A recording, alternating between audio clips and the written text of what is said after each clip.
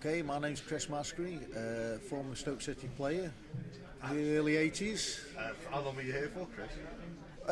Well, I signed as a schoolboy at 14 years of age. Then I was an apprentice at 16.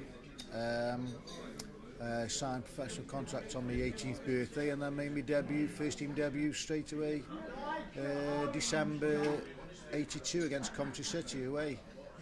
What score was it? Listen, you're asking me questions that are too long ago for me to remember. I mean, have you visited Stoke often since you left? I had a spell because I've had one or two health problems, obviously relating to me having to finish the game. Well documented, so I don't hide them. You know, mental health issues, depression, and alcoholism. But everything's fine. But I did turn me back on the game for a number of years, which I greatly regret now. But then Terry Conroy, amongst others, desperately tried me to get involved again at the club, coming and watching, which I did. And I was coming and I was watching every single game, never missed a game, up until last season, where I don't get to go now unless I'm working, because I work for Arsenal.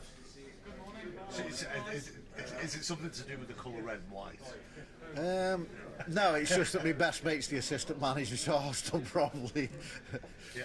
So I believe you're doing some scouting with Arsenal as well. Yeah. Steve Ball got me the job at Arsenal. It was an opportunity that came up, and he put my name forward, and went down to see the management who knew all about me. Met Arsene Wenger, and they asked me to give it a go to the end of the season, which was last season, because he knew me sort of my history, and how I'd turned me back on the game, which I'd regretted.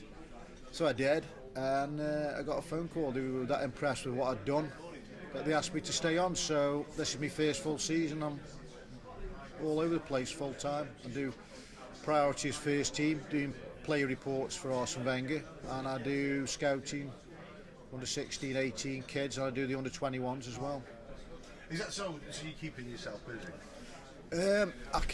It's extremely time consuming, because obviously there's the travel implication. It can be near and far. I watch internationals as well.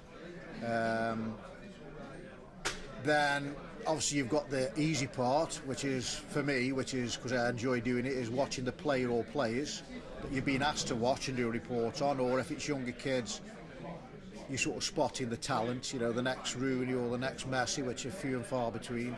And then you've got all your reports you have to do up on laptop, in-depth reports and what have you. So it's very time consuming, but I must say, I said to Steve Ball the other day that it's the happiest I've been for a long time, because I'm back in football and I'm enjoying it. But may long continue. Yeah, exactly. No, since you were with Stoke in the 80s and Stoke today, have you noticed many changes?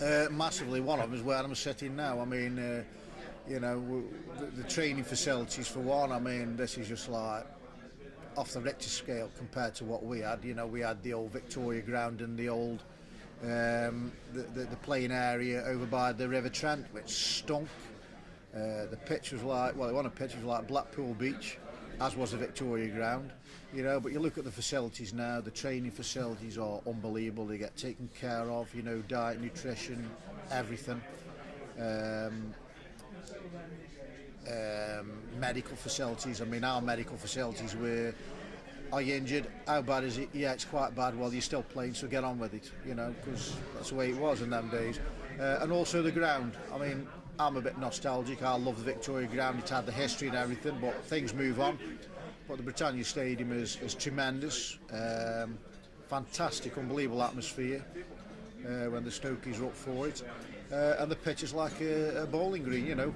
So yeah, it's massively moved on compared to my day, you know. And I think a lot of credit, well, most of the credit's got to go down to Peter Coates, who was chairman when I was still playing before I finished. But things were a bit different then in terms of the money situation. Obviously he's a lot more wealthier man now, but he's put his money where his mouth is, and he's done the club and the fans and the city proud. Is that no? I mean, it's been a difficult season for Stoke this year in league position terms, but they seem pretty much safe as we speak. How how well do you think Tony's done to establish them as a mid-table side with a cup final appearance, European campaign over the last few years? I mean, what sort of job has him and Peter, because they work quite closely together? See, I think, well, first and foremost, I think he's done an absolutely fantastic job, remarkable job. Because you look at clubs that have come up into the Premier League from the Championship and gone straight back down. Now, first and foremost, Tony got a side to get us into the Premiership.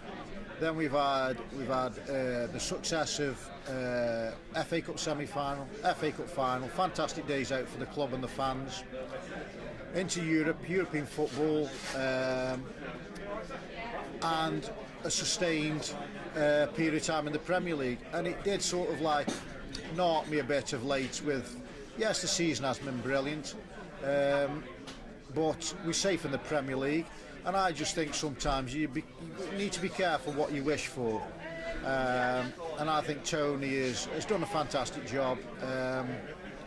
Yes, we've all got our opinions and views on how we'd like the game perhaps to be played a little bit differently or whatever, but Tony's got his ways. It's been very successful. He's a manager that's never been relegated. And we're safe again in the Premier League. And in the financial implications of that, I'm sure the chairman will be well happy. So that's for every individual fan or collectively as Stokies. They'll have their opinions on the situation with the manager and the style of play and what have you. But I just think if you're asking me the question how well has Tony Pulis done, I think he's done remarkably well. We're still in the Premier League. There's a lot of clubs that have come up and gone straight back down that'd like to swap with Stoke City.